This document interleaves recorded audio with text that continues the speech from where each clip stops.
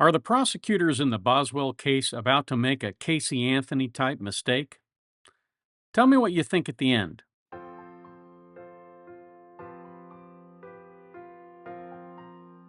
Hi, folks. Tony DeWitt again with another video on the law. Remember, I don't dispense legal advice here, and this is what we're talking about today.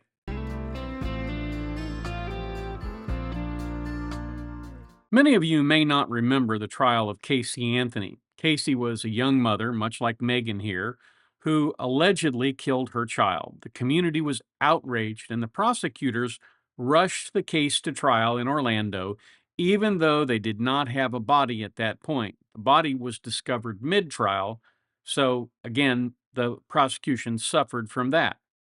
One of the themes of that case was that Casey was a liar, and indeed, that was the misdemeanor she was ultimately convicted of by the jury. But she was acquitted on the murder charge because the state proved she was a liar, not that she was a murderer. In the Boswell case, in the opening statement, the defense admitted that Megan was a liar. Did she lie to the police? She absolutely lied to the police. Not contesting that. So there's really no need to prove to the jury that Megan lied if they admitted it. That's evidence 101. Yet the people who are testifying in this case are all testifying that they were lied to by Megan, and they're adding a lot of other bad person evidence that is sort of piling up on against her.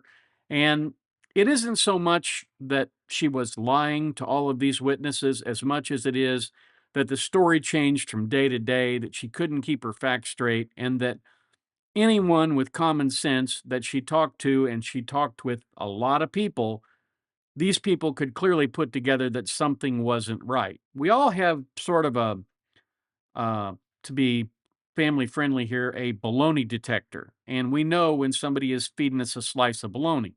And that's pretty much what she did to every single person.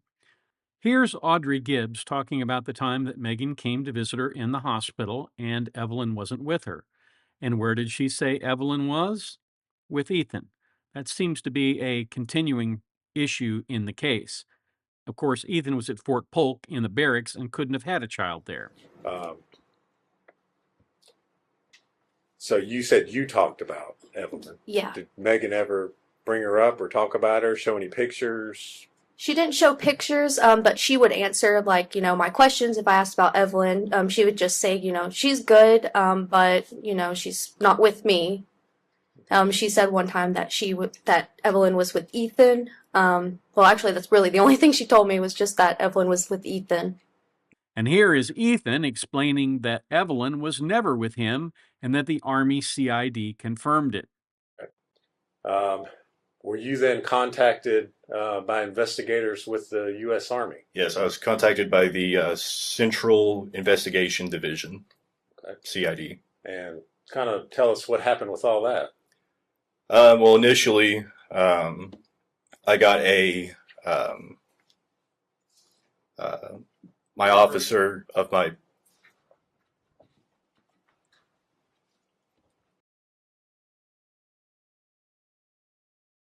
All right, Mr. Perry, if you would go ahead. You're in the middle of telling us what happened as far as your investigation there by the Army. So initially, I got contacted by my NCO in my company, and he told me that. Well, don't tell him what they said. Okay. Just tell us what happened to you as a result of. Okay. I was contacted by CID. They wanted to set an appointment for after lunch, and so I went back to my barracks room, to get ready. Still had no clue what was going on until I got the call by DCS, and which they were asking about the whereabouts of Evelyn, and so, which I gave the response, I don't know, all that. Were you interviewed by interrogators there? Yes. For hours? Yes. Okay. Did you cooperate with them fully? Yes. Did you allow them to search your cell phone? Yeah, search my cell phone, take DNA, search my barracks, and search my car. Okay. So investigators searched the barracks looking for Evelyn? Correct. In Fort Polk, Louisiana? Correct. Okay. Was Evelyn there with you at your Army base there in Louisiana? No, Has no, she ever been there no, with you? no. Okay. Did you cooperate fully with law enforcement in providing consent to search, provide DNA, anything else that was needed? Absolutely. Everything that I could. Okay. Now listen to the FBI's testimony. So you sat down with an interview with her, and what did she tell you regarding her missing child, Evelyn Boswell? She told me and Agent Wilcox that she had last seen Evelyn Boswell on December the 25th of 2019. Okay. And where did she say she had last seen Evelyn? She last saw Evelyn at the residence of Ethan Perry's grandparents. I believe their names were Carl and Sherry. Okay. And did she state that she left Evelyn there, or did she state that she took Evelyn back after she went to that residence? Yes, ma'am. I'll back up a little bit. The 25th is the last time she said that she saw her. Okay. She did tell me that she dropped her off at the residence on the 24th of December, the day before. One of the themes that was set up in the defense's opening was that there might have been an accident. Maybe somebody rolled over on the state bed. hasn't talked to you about is the possibility, what if this was accidental? What if Megan or Hunter Wood rolled over on that child in the bed? What Agent Gratz will go on to describe as positional hypoxemia or positional hypoxia. I'm not sure which way we go with that, but here's Agent Gratz on that issue. There were several reasons. Throughout the investigation, we were consulting with our forensic scientist in the lab, as well as the doctors at the William Jenkins Forensic Center about possibilities in child deaths. And some of the issues that had come up were positional asphyxiation. Okay. You used the word positional asphyxiation. Is that a word you used with the defendant? In the interview, I don't think I said those specific words. Okay. Do you know what word or do you recall what specific words you used? Specifically, I think I just was asking about whether the victim had stopped breathing. Okay. So you asked her specifically if Evelyn might have stopped breathing. Were you suggesting an accident, or were you suggesting that it was, for lack of a better word, a homicide at this point? You know, we were open to all types of theories at that point, but we did want to know whether an accident had occurred sometime in the past and she had done something and just not told us about it at that point. When you discussed these things with her, did she continue to maintain nothing like that had happened? She did. She denied that there was ever any breathing issues. Okay. Did she maintain she told you everything?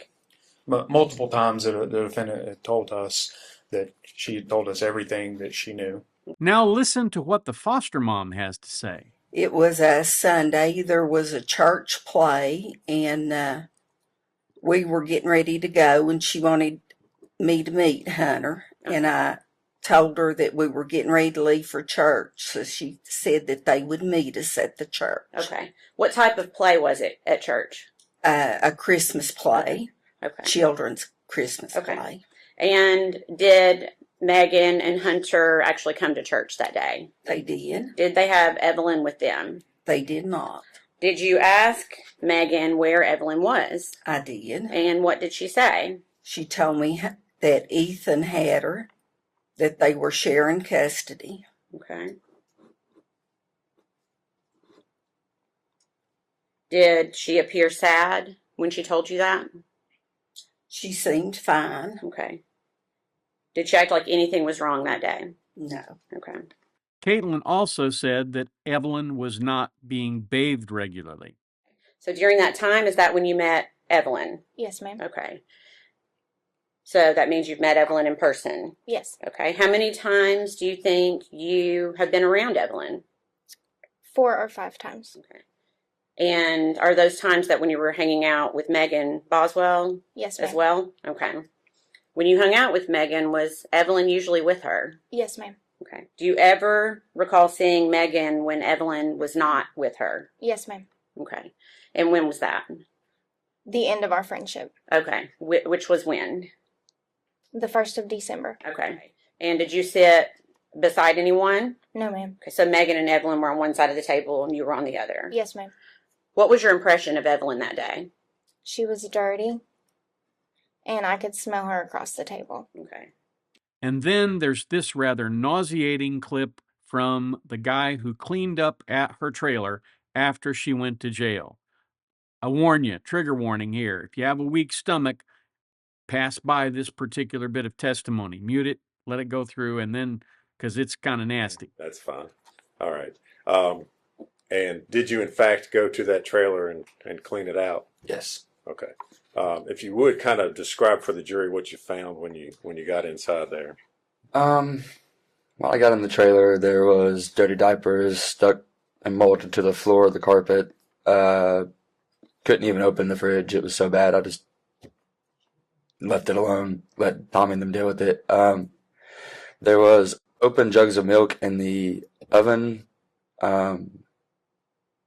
Food on the ground, just feces on the ground, just very nasty. Just not clean at all. Bad. All right. Now, I could show you the police interviews of Boswell, but there are no real Perry Mason moments in them other than just the way the story keeps banging around like a BB in a boxcar. Really, they're just boring with her lying pretty much all the way through them. The state has proved over and over again that Megan lied and that she was the last person seen with Evelyn. But to date, they haven't proved she killed Evelyn. The closest they came was a witness who testified that said Evelyn was mean. During this time that you were around Megan, did she ever say anything about Evelyn that surprised you? She would always say that Evelyn was mean as crap. Okay. And is that the word she used, crap? No, she would say mean as shit. Okay. Did she say that more than once? Yes. Okay. And that would have been around the time that Evelyn was a year old? Yes. Okay. Why did that surprise you? I was raised, you just don't say that about a child. Was Evelyn a mean baby? Not that I ever saw. Okay. What type of baby was Evelyn? Very happy, very smiley. Okay. And do you recall trying to reach out to Megan to continue to try to see Evelyn again? Yes. Okay. And would Megan respond to you? She did for a little bit, and then there was a time that she didn't respond. Okay. None of the witnesses saw her be violent. None of the witnesses saw her ever harm the child.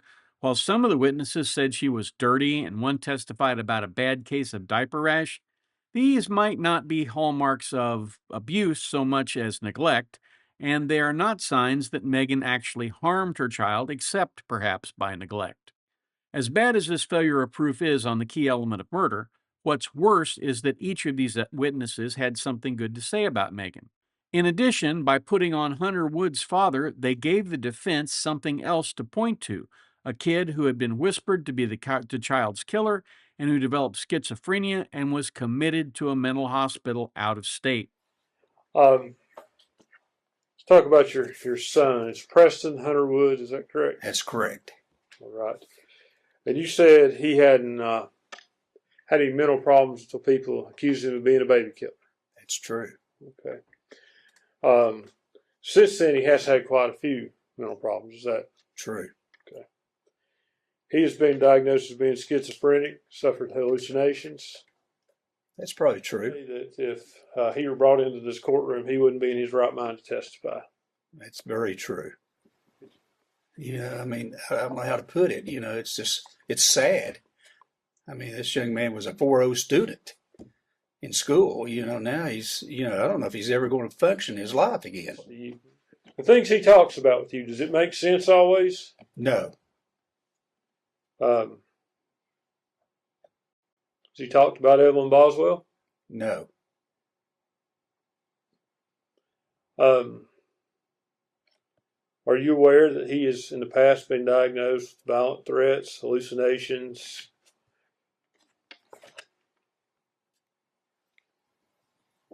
And delusions?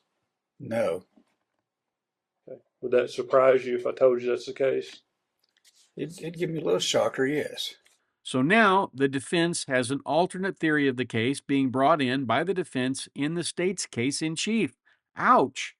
If that wasn't bad enough, on crust, like I said, nearly everyone had something positive to say about Megan. Can they prove child neglect? Sure. They might even be able to prove child abuse if the testimony's there. Possibly also abuse of a corpse, but here's the key thing that matters. There is no proof, at least not yet, that she actually physically killed the child. Let's hope that if she's covering for Hunter, she comes clean, or if she's guilty in her own right, that they do have the testimony or the evidence that nails this down. Right now, they're putting together a very weak circumstantial case, and they're counting on all of this other bad person evidence to get her over the hurdle. And I predict that is a really good way to get reversed on appeal. But tell me what you think. Let me know in the comments how you feel about this. Thanks for watching my video. If you have a request for me to cover a topic, please send me an email to the address above, and in the subject line put video request. If you have comments, drop them in the comments down below. If you found the content worthy, please consider subscribing. Since I started doing this work, I have always asked listeners to consider doing just one kind thing every day to make somebody else smile or make their life better in some way. Please consider doing that. It makes the world a better place. Now, YouTube has some suggestions for other videos of mine you may find interesting.